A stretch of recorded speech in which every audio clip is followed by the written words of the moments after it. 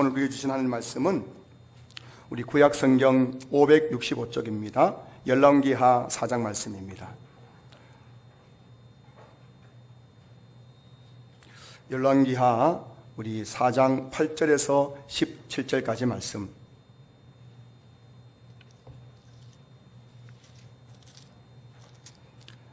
제가 말씀을 봉독하겠습니다.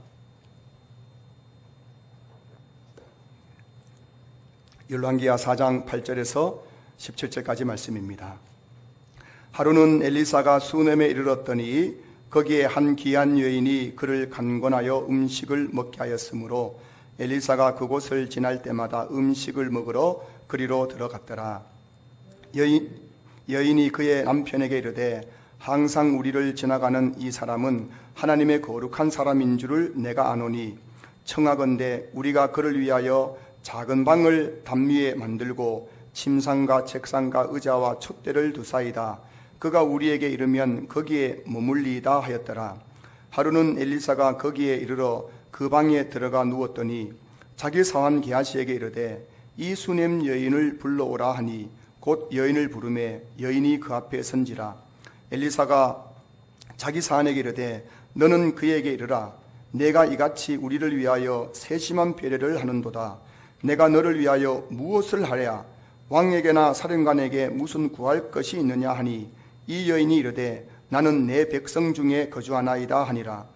엘리사가 이르되 그러면 그를 위하여 무엇을 하여야 할까 하니 게하시가 대답하되 참으로 이 여인은 아들이 없고 그 남편은 늙었나이다 하니 이르되 다시 부르라 하여 부르매 여인이 문에 서니라.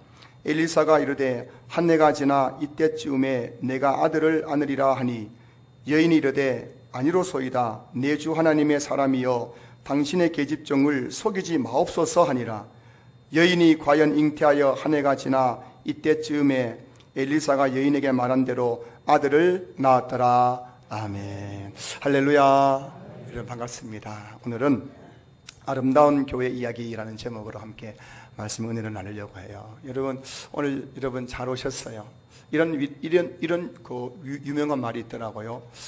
자기 자신에 대해서 절망할수록 하나님을 찾게 되고 하나님을 찾을수록 내 안에 있는 하나님의 희망을 발견하게 된다. 여러분 공감이 되십니까? 자기 자신에게 대해서 절망할수록 우리 인간은 하나님을 찾게 되고 하나님을 찾으면 찾을수록 내 안에 있는 하나님의 희망을 발견하게 된다. 여러분 좀 공감이 되세요? 이 말을 하신 분이 누군지 아세요? 이 최경훈 목사예요. 여러분 제 여러분 앞에 서 있는 최경훈 목사가 이런 유명한 말을 했어요. 지금은 아무도 그걸 또 보지 않는데 나중에 아마 많은 사람들이 이야기할 거예요. 여러분 제가 보니까 제 자신에서 절망하면 절망할수록 제가 하나님을 찾게 되고요, 제가 하나님을 찾으면 찾을수록 내 안에 있는 하나님의 희망이 보이더라는 거예요. 할렐루야. 오늘 삶에 지치고 절망한 성도들이요, 오늘 이 시간 하나님을 간절히 찾을 수 있기를 주로 축복합니다. 여러분이 정말 온 마음으로 하나님을 찾으면 찾을수록 이 시간 여러분 안에 계신 하나님의 희망을 보게 될 줄로 믿습니다. 오늘은 아름다운 교회의 이야기라는 제목으로 이렇게 말씀을 나누는데요, 한국교회 130년 역사 속에는 참 아름다운 교회 이야기가 많이 있어요. 어떻게 이렇게 아름다운 교회가 있을까? 어떻게 이렇게 아름다운 성도가 있을까 싶은 그런 이야기들이 참 많은데, 그 중에서 이 금산교회 이야기는 몇 번을 또 듣고 또 들어도 참 감동이 되는 그런 이야기입니다. 전북 전라북도 이제 김제시 금산면에 있는 이 금산교회는 1905년 미국인 선교사 테이트 선교사님이 전도하는 중에 이제 조덕삼이라는 사람을 전도해서 그 조덕삼이라는 사람의 사랑채에서 시작된 거예요. 그 사랑채에 있는 작은 방에서 시작된 게 금산교회인데, 이 당시 조덕삼은 이 금산 지역에서 땅 부자였습니다. 땅이 거의 대부분의 땅이 이 조덕삼의 땅이었고, 금강을 내서 큰 돈을 번 부자였습니다. 그래서 이제 그 금산교회 전도대에 오시는 사람들 대부분이 뭐냐면은 이 조덕삼의 땅을 경작하는 소작농들이었거든요. 또 그리고 이제 조덕삼의 집에는 이자익이라는 머슴이 있었는데, 어린 머슴이 있었어요. 근데 이 머슴이 있었는데 이 머슴도 이제 그 주인을 전도로 의해 가지고 이제 금산교에 출석하게 되었습니다. 이제 시간이 흘러가지고 교회가 개척한 지 3년쯤 된 겁니다. 1905년도에 상체에서 교회가 개척했는데 1907년도에 막 교회가 성장해가지고 이제 장로를 한 분 뽑게 되었어요. 그런데 이제 성도들 중에서 이제 추천을 받았는데 누가 추천을 받았다니까는 그 주인 조덕삼하고 그 나이 어린 머슴 이자익이 그 장로 후보로 추천된 거예요. 요즘도 뭐 그렇지만은 그 아직도 구한말에 반상제도의 그 잔재가 남아 있습니다. 양반과 쌍놈, 주인과 머슴 이런 아주 차이가 그런 남아 있는 그 시대에 주인하고 머슴이 그 장로 후보로 나왔으니까 참 이거 볼만하지 않습니까, 여러분? 사람들이 수근수근 거렸겠죠. 누구 찍어줄까? 누구 찍어줄까? 주인 찍어줄까? 머슴 찍어줄까? 막 이런 얘기 있었지 않겠어요? 근데 공동의 결과가 뭐냐면은 주인 조덕삼은 떨어지고 머슴 이자익이 그 새파란 어린 이자익이 장로가 된 거예요. 선출된 거예요. 여러분 말씀드린 것처럼 이 금산교회 성도들이 대부분 어떤 사람들입니까? 그 주인 조덕삼 땅을 붙이는 소장농들 아닙니까? 근데 이 사람들이 주인을 배신하고 누굴 찍어줬다고요? 그 집 머슴을 찍어줘가지고 머슴이 막 장로가 되고 주인 떨어진 거예요. 그럼 그 다음에 나오는 장면 여러분 상상할 수 있겠죠? 일반적으로.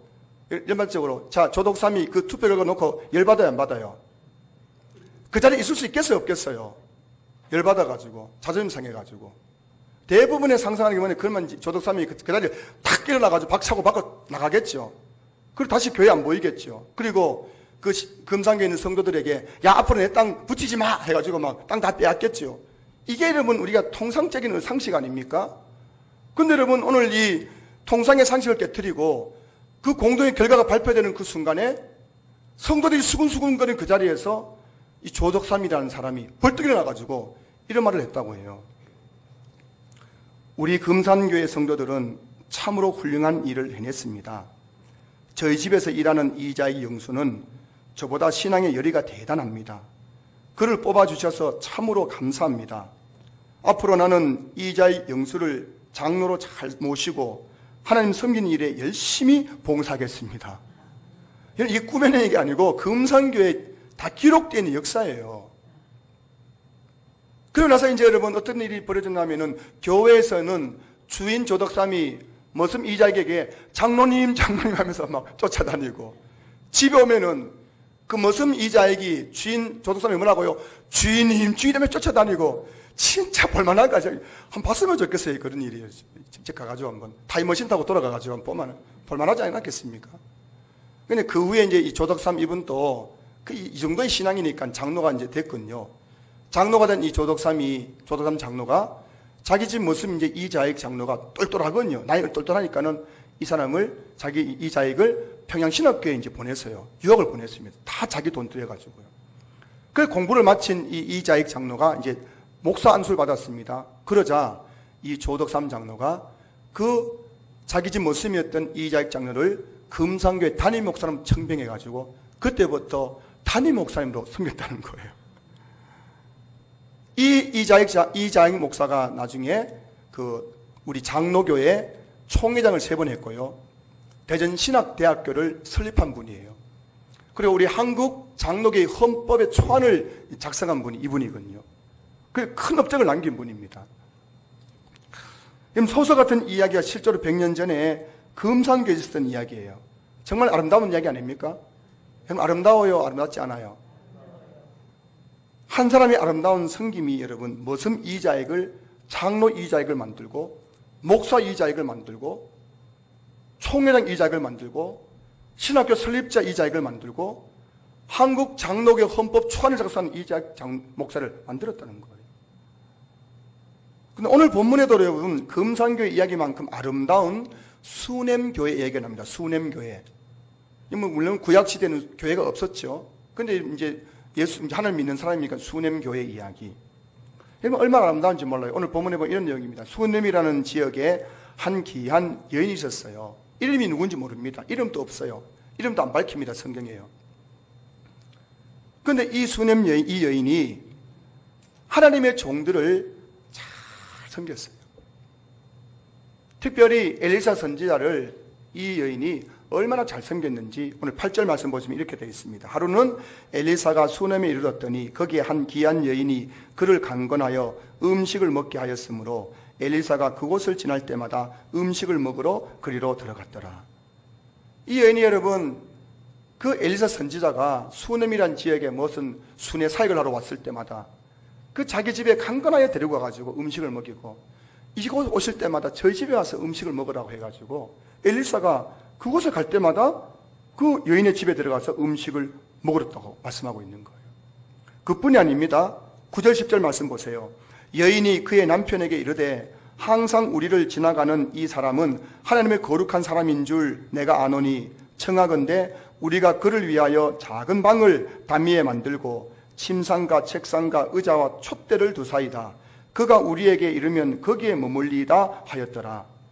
이 여인은 여러분 그냥 음식으로 엘리사 선지자를 이렇게 섬겼던 뿐만 아니라 그 자기 남편과 의논해가지고 엘리사가 수넴에 올 때마다 편안하게 쉴 수 있도록 뭐라고요? 작은 방, 그 작은 집이죠. 방이 한 칸짜리 집을 하나 만들어가지고 엘리사에게 그것을 제공했다는 거예요. 요즘이야 여러분 식당도 많고 뭐 여간이 많기 때문에 뭐 남편들 집 나가도 굶을 걱정해야 하네요. 옛날에는 남편들 집 나가면 개고생했잖아요. 갈 때 있어야죠. 그 집에 또 뽀로로 밤에 들어왔는데 요즘 남편들 막 아내 잔소리 집 나가면은 며칠째 안 들어온대요. 식당 뭐 천지지요. 여간 천지지요. 집에 안 들어온대요. 여러분 이 당시에 어디 무슨 식당이 있습니까? 어디 여간이 있습니까? 아니 그런 시대에 이 엘리사 선지자가 순회 사역을 하면서 늘 이 먹는 것 때문에 잠자는 것 때문에 어려움을 겪었거든요. 이런 선지자의 그 사정을 알고 있는 이 여인이 그 수넴 지역에 엘리사 선지자가 올 때마다 아유 또 얼마나 배가 고플까 해가지고 음식으로 섬기고 아이고 얼마나 피곤하실까 해가지고 집을 지어가지고 그것을 제공했다는 거예요. 참 귀한 일 아닙니까? 참 아름다운 일 아름다운 이야기 아니에요? 과연 무엇 때문에 이 여인이 여러분 엘리사 선지자를 이렇게 극진히 섬겼던 것일까요? 엘리사의 인간적인 매력 때문이었을까요? 엘리사 선지자가 키가 막 크고 또 얼굴이 막 잘 생기고 목소리가 할렐루야 막 이렇게 막 우렁차고 막 인간적인 매력이 철철철 넘쳐나가지고 그 매력에 그냥 푹 빠져가지고 그냥 올 때마다 그냥 막 이렇게 섬겼던 것일까요? 오늘 본문 앞에 나오는 열왕기 2장에 보면은 엘리사의 외모에 대해서 이제 추측할 수 있는 그런 장면이 나옵니다. 열왕기 2장에 보면은 이제 엘리사 선지자가 베델이라는 지역에 이제 사역을 하고 이제 올라가고 있는데 그 동네에 있던 아이들이 막 몰려와가지고 엘리사 선지자의 뒤를 쫓아오면서 계속해서 조롱을 하는데 어떻게 조롱하냐면은 대머리에 올라가라, 대머리에 올라가라면서 막 계속 놀리는 거예요. 조롱하는 거예요. 무슨 말씀입니까? 엘리사 선지자의 이 외모가요, 아이들 눈에도 우스꽝스러워가지고 애들이 놀릴 만큼 그렇게 뭐 별 볼품이 없었다는 겁니다. 엘리사의 그 외모만 보면은 저런 사람이 무슨 목사냐고, 저런 사람이 무슨 선지자고 할 만큼 그렇게 여러분 초라한 그런 모습이었다는 거예요. 여러분 만약 성도님들이 목회자를 인간적인 매력, 그 목회자의 어떤 스펙, 저 목사님 서울대 나왔더라, 서울대 나왔대. 미국 유명한 대학교 박사학위래, 박사학위. 저 목사님 집안이 5대째인데 그 집안에 막 총회장도 있고 막 유명한 대학 교수도 있고 막 그런 목사님이래. 그럼 여러분 어떻게 했습니까? 저를 어떻게 보겠어요? 와 하고 보겠죠. 막. 그럼 최경 목사 어떻습니까? 당대 신앙이죠. 시골 출신이죠. 대학도 무슨 이름도 모르는 대학 나왔죠. 그래서 여러분 저를 어떻게 보시는 겁니까 지금? 눈빛 보면 알아요 여러분. 저를 보는 눈빛. 여러분 만약에 우리 성도님들이 목회자를 인간적인 매력, 그의 어떤 스펙, 학벌, 외모 이런 것 가지고 목회자를 섬긴다면 그 섬김이 얼마나 오래 갈 수 있겠습니까? 그 이혼 상담 전문가들이 하는 말입니다. 연애할 때는 어떻습니까? 이 남자 없으면 나는, 이 남자 결혼하면 나는 못 살아 하잖아요. 이 여자하고 결혼하면 나는 못 살아 해가지고 그렇게 부모 눈에는 이게 아니거든요. 내 딸 신랑감 아니고 내 아들 신부감 아니거든요. 근데도 그렇게 반대해도 막 결국 결혼하잖아요. 사랑해서 결혼하잖아요. 근데 여러분, 이 이혼 상담가 이 전문가들이 하는 말이 그렇게 결혼해 놓고 나서 대부분 1년, 2년 사이에 찾아온대요. 그 하는 말이 내가 저 사람하고 왜 결혼했는지 모르겠대. 여러분, 이제 전문가들 말입니다. 눈에 콩깍지가 벗겨지는 이제 기간이 결혼 6개월부터 2년 사이랍니다. 대부분 되면 결혼 6개월 전에는 콩깍지 씌어가지고 다 예쁜 것만 보이잖아요. 근데 한 6개월, 빠르면 6개월부터 늦으면 2년 정도 되면은 콩깍지 벗겨지나니까 그 사람이 뭐라고요? 모습이 그대로 다 보이는 거군요. 그게 막 실망을 해가지고 결혼 6개월에서 2년 사이에 그렇게 이혼하는 율이 높대요. 여러분, 목회자의 인격적 매력은 6개월에서 2년밖에 안 가는 거예요. 저도 처음에 우리 교회 왔을 때 여러분 저 좋아했는 거 알고 좋아했거든요. 한 6개월 정도 굉장히 제일 좋아하더라고요. 좋은 목사님 오셨다고. 한 1년쯤 지나니까 여러분 안색이 바뀌는 거예요. 2년 지나니까 저를 대할 태도가 확 달라지는 거예요. 저 이제 제 눈에 다 보여요. 콩깍지 벗겨지니까 다 보이는 거죠. 제가 아는 어떤 분이 어느 무중에 이제 자기 섬기는 교회에 담임 목사님 새로 왔다는 거예요. 그럼 볼 때마다 저보고 목사님, 저도 목사잖아요. 그 제 앞에서 와, 목사님, 세상에 그런 목사님이 그런 목사님이 없대요. 저도 목사인데 저는 막 이야기 안 하고 자기 교회 목사님, 세상에 요즘 시대도 어떻게 저런 목사님이 있느냐고 그렇게 칭찬하잖아요. 그 시간 좀 흘러가지고 몇 년 아니죠. 한 6개월 지났나요? 그 만났습니다. 요즘 목사님 어떻습니까? 했더니 쏙 들어가요. 목사 얘기 안 해요. 목사 얘기 안 해요. 오늘 이 수냄 여인이 엘리사 선지자를 한결같은 마음으로 섬길 수 있었던 이유는 엘리사의 인간적인 매력 때문이 아니었습니다. 무엇 때문이었을까요? 오늘 본문 9절 다시 보시면은 여인이 그의 남편에게 이르되 항상 우리를 지나가는 이 사람은 하나님의 거룩한 사람인 줄을 내가 아노니. 지금 이 여인이 엘리사를 바라볼 때 그를 인간 한 남자로 바라본 것이 아니에요. 그를 어떻게 바라봤다는 말입니까? 하나님의 이 사람은 하나님의 거룩하신 사람인 줄을 내가 아노니. 지금 이 여인은 이 엘리사 선지자 아이들도 막 조롱하고 막 놀릴 만큼 볼품없는 그런 외모를 가졌지만은 그럼에도 불구하고 이 엘리사를 뭐라고요? 하나님의 거룩한 사람으로 바라봤다는 거예요. 그러니까 이 여인이 다른 사람들은 하지 못했던 변함없는 마음, 한결같은 마음으로 이 엘 선지자를 섬길 수 있었다는 거예요. 조덕삼 장로님이 어떻게 자기 집 머슴 이자익을 장로님으로 섬길 수 있었으며 목사님을 섬길 수 있었겠습니까? 상상할 수 있는 일이에요, 여러분. 이자익을 인간 이자익, 머슴 이자익으로 바라봤다면 절대 있을 수 없는 일입니다. 어제까지 우리 집 머슴이었는데 교회에서 장로라고 말이야 뒷짐지고 있으면 그걸 어떻게 봐요? 하지만 이 조덕삼 장로님은 그 이자익을 뭐라고요? 하나님의 거룩한 사람, 장로 이자익, 목사 이자익으로 바라봤기 때문에 그렇게 끝까지 섬길 수 있었다는 거예요. 신앙교회 성도님들이 저를 한 인간으로만 바라보신다면 여러분들 반드시 저에게 실망하고 실증 낼 거예요. 뻔합니다, 여러분. 제가 인간적 매력이 얼마나 철철 넘치길래 여러분, 제가 은퇴할 때가 여러분들에게 매력적인 남자가 될 수 있겠어요? 매력적인 목사가 될 수 있겠어요? 매력이 좀 있어 보입니까? 없잖아요. 처음 왔을 때 보면, 처음 왔을 때 저보고 보면, 목사님은 굉장히 이렇게 뭔가 날카롭게 보이고, 신자적으로 보인다. 누가 한번 그러셨거든요. 방송실에 계시는 김호영 집사님인가 뭔가 하신 분이 그렇게 이야기하셨는데, 목사님은 학교 선생님처럼 이렇게 뭔가 좀 굉장히 지적으로 보인다 이랬었거든요.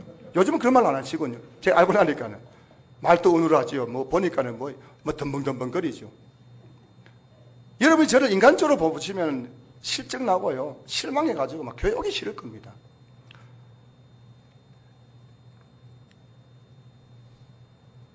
인간적 영혼은 여러분, 실수도 많고 부족함도 많고 허물 많은 사람이에요. 하지만 이렇게 부족한 저를 하나님께서 목사로 세우셨다는 거예요.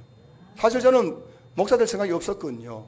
물론 중학교 2학년 때가 서원기도 해가지고 중국 선교사 되겠다고 서원기도 한 적이 있지만 저는 다 잊어버리고 목사 될 생각이 없었어요.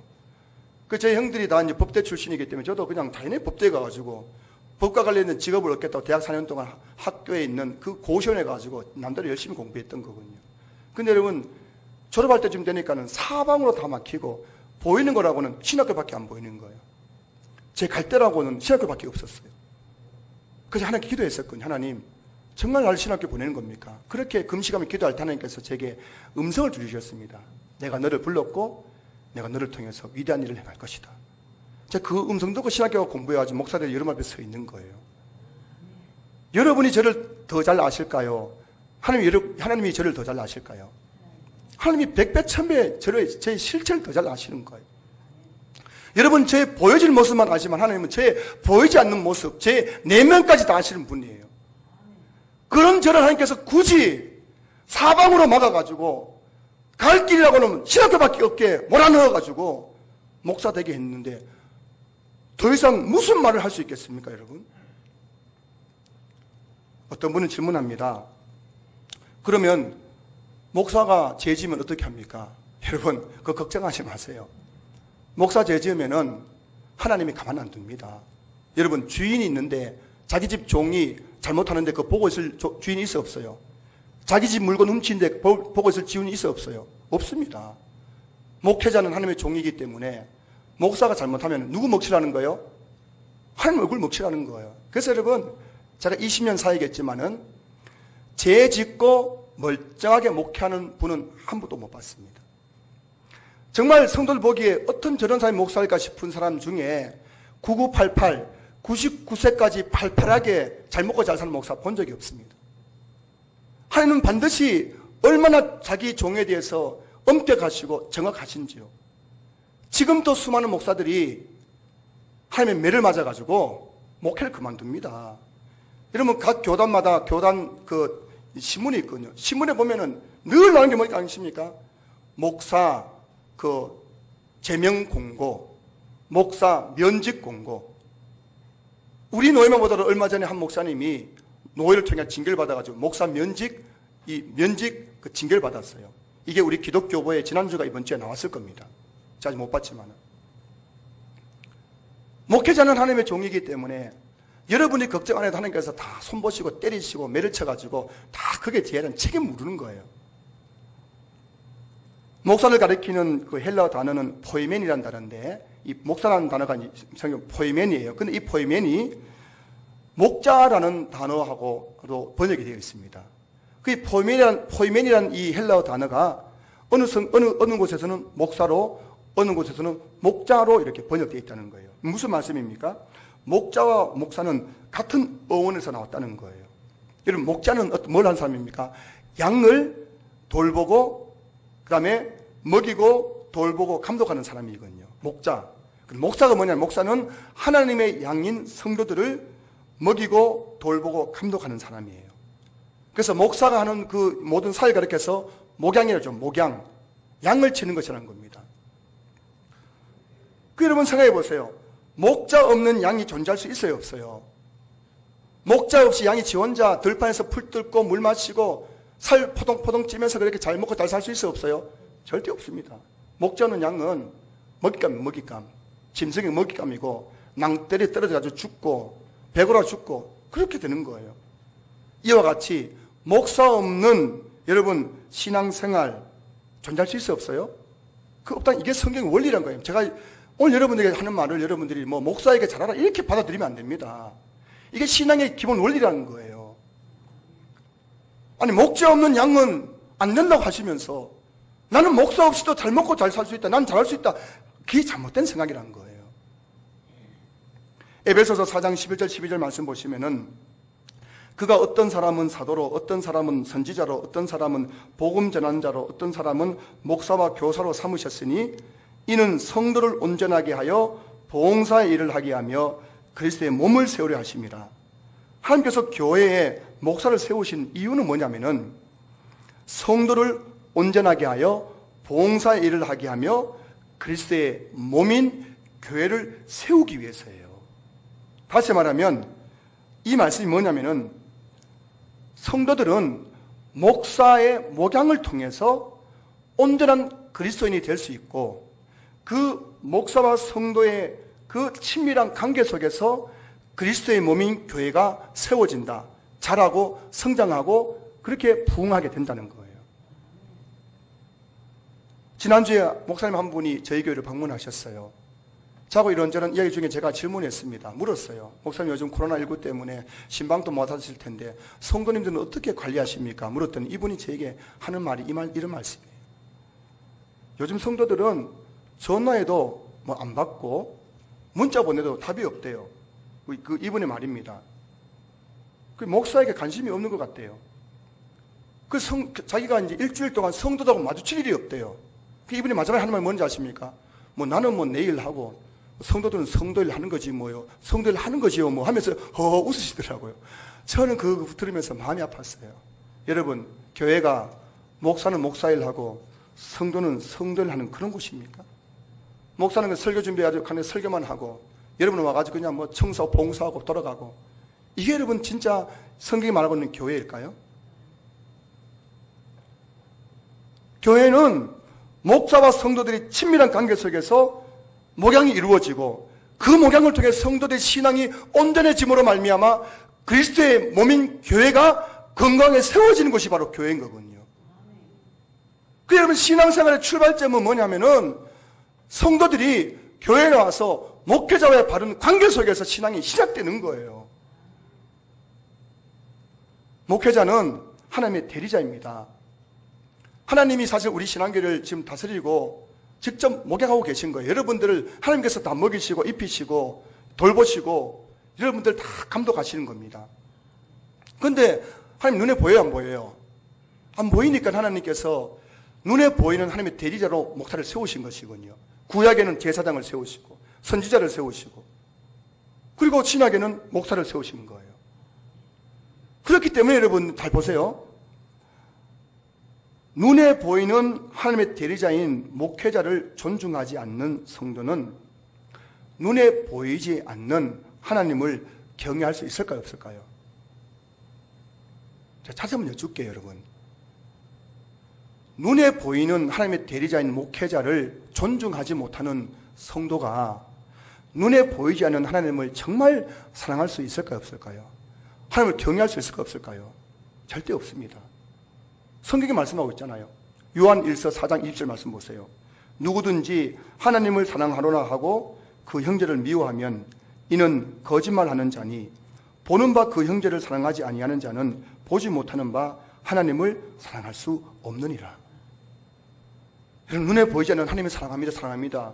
우리가 말을 하지만 실제적으로 하나님의 대리자로 세운 이 목사를 그 목사의 인물됨을 떠나서 저분은 하나님의 거룩한 사람이라고 그렇게 존중하지 못하는 성도라면 어떻게 눈에 보이지 않는 하나님을 사랑할 수 있다고 진짜 우리 말할 수 있겠습니까? 솔직하게 말이죠. 이전 교회에서 한 번은 80이 넘은 장로님, 권사님 부부를 신방한 적이 있습니다. 이분은 그 아드님이 아주 유명한 분이에요. 그 이분이 이제 교회 가까이 이사를 오셔서 제가 이제 신방을 했는데 손잡벌 되는 그 어린 목사 앞에서 그때 제가 좀 젊었지요. 80 넘은 장로님 권사님이 제 앞에 무릎을 꿇고 앉아 있는 거예요. 제가 그게 편했겠어요, 편하지 못했겠어요. 너무 부담이 돼가지고 장로님 좀 편하게 앉으세요 했더니 이 장로님이 제게 뭐라 하는지 아십니까? 지금도 기억합니다, 여러분. 목사님, 어떻게 주의 종 앞에서 양반다리 하고 예배를 드릴 수 있겠습니까? 제가 여러분 손잡벌, 아들뻘도 아니고 그분의 그 장로님의 손자가 목사입니다. 그런 할아버지 같은 장로님이 그 어린 새파란 목사 앞에서 무릎을 꿇고 어떻게 주의 종 앞에서 양반대라고 내가 예배드리고 그 신방받을 수 있겠냐는 거예요. 여러분, 이 말씀 드리면서 지금 마음속으로 혹시 지금 내보고 지금 무릎 꿇으란 말인가? 이렇게 받아들이면 여러분, 이건 진짜 제 설교하고 저는 딴판 다르게 해석하는 겁니다. 여러분들 제가 무릎 꿇으라는 소리가 아니에요. 여러분들이 교회 다니시면서 교회가 어떤 곳인지, 목회자와 나의 관계가 어떤 관계인지를 정말 우리 알고 여러분 신앙생활 하셔야 된다는 거예요. 여러분, 세상이 변한다고 성경이 변하지 않잖아요. 세상이 변한다고 교회의 본질이 바뀔 수가 없잖아요. 조덕삼 장로님, 그리고 오늘 본문에 나오는 이름 없는 이 수냄 여인, 어떻게 그렇게 자기 모습을 섬겼으며 그러니까 볼품없는 엘리사 선지자를 그렇게 한결같이 섬길 수 있었을까요? 뭘 본 겁니까? 하나님의 거룩한 사람이라는 것을 본 것 아닙니까? 이제 오늘 본문 보시면은 하루는 이제 엘리사 선지자가 이제 수냄 지역에 갔는데 그 수냄 지역이 우리 선지자를 위해서 내가 마련한 방이라고 들어서 이 방에서 주무시라고 하는 거예요. 그래서 엘리사가 이제 그 방에 들어가서 이렇게 누워 있는데 편하겠어 안 편하겠어요? 방에 누워 있으니까 좋아요 안 좋아요? 맨날 그냥 밖에서 그냥 팔베개하고 잠을 잤는데 돌베개하고 잠을 잤는데 이 여인이 나를 위해서 이렇게 예쁜 방을 꾸며가지고 침대도 있고 책상도 있고 촛대도 있고 그 누워있는데 얼마나 편하겠어요. 그건 한편 뭔 생각이 드는 겁니까? 이 여인에 대해서 뭘 느꼈어요? 감동을 느낀 거예요. 야, 어떻게 이렇게 세심하게 나를 배려할 수 있을까? 내가 뭐라고? 그래서 이 엘리야가 자기 사환에게 여인을 불러러 간 겁니다. 불러와가지고 당신이 이렇게 나에게 세심한 배려를 베푸는데 내가 어떻게 가만히 있을 수 있겠느냐고. 나도 뭔가 좀 보답을 하고 싶다고 이 여인에게 이야기했을 때 이 여인이 뭐라고 했는지 아십니까? 오늘 본문 13절 하반절을 보시면은 여인이 이르되 나는 내 백성 중에 거주하나이다 하니라. 이 말이 뭔 말인가 제가 주석을 찾아보니까 이런 말이에요. 나는 내 백성 중에 거주하나이다. 이 말이 뭐냐면 주석을 보니까 이런 의미더라고요. 나는 단지 하나님의 백성으로 만족하나이다. 어떤 보답, 대가 필요 없고 나는 하나님의 백성인 것만으로도 만족하다는 거예요. 무슨 말씀입니까? 지금 이 여인이 무슨 대가를 바라고 엘리사를 섬긴 것이 아니란 거예요. 내가 하나님 백성 된 것이 너무 감사해서, 내가 구원받은 것이 너무 감사해서 내가 당신을 섬기고 있다는 거예요. 아무런 대가가 필요 없다는 거예요. 사랑하는 성도 여러분, 저와 여러분들이 교회를 섬기고 봉사하는 그 이유는, 동기는 하나님에 대한 감사인 줄로 믿습니다. 나 같은 것을 하나님 백성 되게 하신 것이 너무 감사해서, 나 같은 인간을 죄에서 구원해 준 것이 너무 감사해서, 그게 너무 감사하고 그 은혜가 너무 감격해가지고 섬기는 것 아니에요.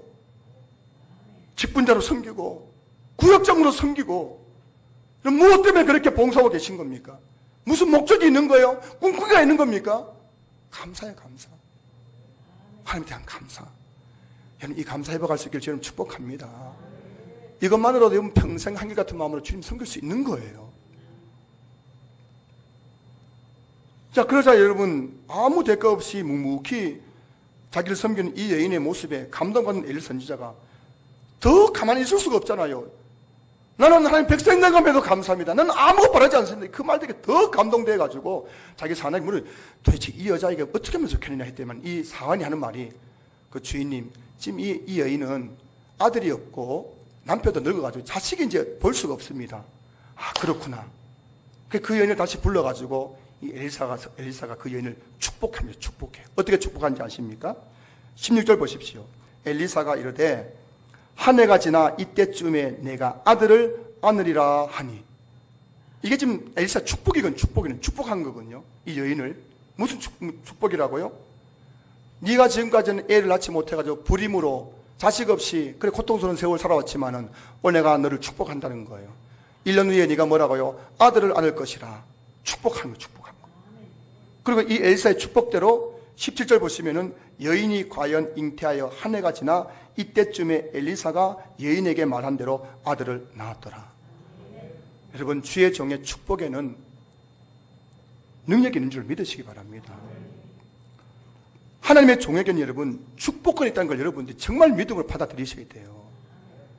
민수기 6장 22절부터 27절 말씀 보시면은 여호와께서 모세에게 말씀하여 이르시되 아론과 그의 아들들에게 말하여 이르기를 너희는 이스라엘 자손을 위하여 이렇게 축복하여 이르되 여호와는 내게 복을 주시고 너를 지키시기를 원하며 여호와는 그의 얼굴을 내게 비추사 은혜 베푸시기를 원하며 여호와는 그 얼굴을 내게로 향하여 드사 평강 주시기를 원하노라 할지니라 하라. 그들은 이같이 내 이름으로 이스라엘 자손에게 축복할지니 내가 그들에게 복을 주리라. 하나님의 세우신 그 제사장 아론과 그의 아들들이 이스라엘 백성들을 축복하면 내가 그 축복을 듣고 이스라엘 백성들을 축복하시겠다는 거예요. 이 말씀의 근거에 의해서 오늘날 한국교회 예배 가운데 예배 마지막 순서가 뭐예요? 축도입니까? 축도. 예배 마침은 뭐예요? 축도입니다. 예배 마침은 설교 끝나고 돌아가시는 게 아니에요. 그 예배가 끝이 아닙니다. 예배의 마침은 뭐라고요? 축도. 하나님의 복을 받고 돌아가셔야 되는 거예요. 여러분 정말 성도님들이 놓치고 있는 게 있는데 뭐냐면은 설교 끝나면 그냥 쏙 나가버려요. 더 큰 걸 놓치는 겁니다. 하나님의 축복을 놓치고 가는 거예요. 이 축도가 뭐냐면은 축복 기도의 준말 아닙니까? 목회자가 축복 기도를 할 때 하나님께서 그 축복 기도를 들으시고 성도들에게 복을 주시겠다고 말씀하고 있는 것 아니에요. 여러분 그 교회란 무엇입니까? 이제 말씀 마무리합니다. 여러분 이제 말씀 마무리하니까 힘내십시오. 설교 끝나갑니다. 여러분 교회는 어떤 곳입니까? 교회. 오늘 본문에서 보여주는 교회의 모습은 뭐냐면 교회는 성도님들은 목회자를 하나님의 거룩한 사람으로 바라보면서 존중해 주는 거예요. 그 사람의 인간적인 어떤 조건 가지고 평가하는 것이 아니라 하나님의 거룩한 하나님의 세우신 종이라고 존중해 주는 것. 그리고 목회자들은 그 성도들의 존중으로 말미암아 마음의 감동을 받아서 하나님 백성들을 마음껏 축복해 주는 것이 교회인 거예요. 여러분 제가 여러분들을 마음껏 축복해 주는 교회가 될 수 있도록 여러분 하셔야 되는 거예요. 제가 축복하는데 여러분들이 저주받겠습니까? 제가 축복받는 여러분들이 잘 안 되겠어요? 제 어떤 능력이 아니라 하나님의 권위를 말씀드리는 겁니다. 금산교회를 보십시오. 조덕삼 장로님의 아름다운 섬김을 통해 머슴 이자익이 한 시대를 쓰임받는 하나님의 종 이자익 목사가 되지 않았습니까? 그리고 지금 금산교회를 보니까요. 1대 장로가 이제 이자익, 조덕삼 두 분 아닙니까? 그 다음 보니까 2대 장로가 뭐냐면 조덕삼 장로님의 아들 이 조영호 장로님이 2대 장로님이었고요. 그리고 3대 장로님이 누구냐니까 이 조덕삼 장로님의 손자 조세영 장로님이 그 금산교회를 끝까지 지키다가 2009년에 천국 가셨거든요. 근데 이 조세영 장로님이 누구냐면은 한국교회 정치의 원로였던 바로 그 국회의원 조세영 씨입니다.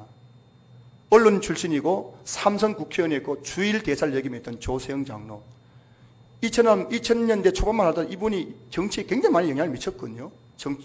정치에 영향력이 있던 사람이었던 거군요. 그리고 이자익 목사님의 후손 중에도 훌륭한 인물이 많지만 그 중에 한 분이 누구냐면은 그 손자 고 이규환 장로라는 분이 계거든요. 이분은 뭐냐면은 카이스트대 교수를 역임했고 한국 고분자 화학의 1인자였답니다. 이분도 이제 천국 가셨는데 여러분 생각해 보세요. 한 사람의 아름다운 섬김이 머슴 이자익을 장로 이자익, 목사 이자익 만들어서 그 후손들이 지금도 믿음의 대를 이어가는 여러분 나의 섬김이 교회뿐만 아니라 나의 가문을 변화시킨 줄로 믿을 수 있길 저는 축복합니다. 오늘 본문에 나오는 수냄교회를 보십시오. 한 이름 없는 여인의 귀한 섬김을 통해 사역에 지친 엘리야 선지자가 힘을 얻게 되었고 그 섬김에 감동받아서 그 선지자의 그 축복기를 통해서 불임으로 자식이 없어서 고통당하고 불행하게 살아가는 이 여인의 가정에 아들 낳는 축복을 받게 된 것 아닙니까? 아름다운 교회는 어떤 교회일까요, 여러분? 아름다운 교회. 오늘 설교 마무리입니다. 결론입니다. 오늘 아름다운 교회 이야기에 대해서 말씀드립니다. 아름다운 교회는 어떤 교회일까요? 오늘 본문 통해서 우리가 발견한 아름다운 교회의 모습은 성도들은 목회자를 인간적 모습으로 바라보는 것이 아니라 하나님의 거룩한 사람으로 바라보면서 존중해주고 섬겨주는 것이 바로 아름다운 교회인 줄로 믿습니다. 여러분 이 오해하시면 안 됩니다. 이 성경 가지고 목사 식사 대접하라 그거 아니에요, 여러분. 그 아름다운 교회는 그 성도들 귀한 섬김에 감동받은 그 목회자가 마음에서 우러나오는 축복을 날마다 성도들 축복하는 교회. 그래서 그 교회 가운데 그 하나님의 축복의 열매가 가득 채워지는 교회. 이게 정말 아름다운 교회 아닐까요? 우리가 정말 꿈꿔야 될 그런 교회 아니겠습니까? 한 성도 여러분, 우리 신한교회가 목회자와 성도의 아름다운 관계 속에서 금산교회 이야기처럼 수냄교회 이야기처럼 아름다운 교회 이야기를 계속해서 써내려가는 그런 교회가 될 수 있기를 주의 이름으로 축복합니다. 축복합니다. 축복합니다.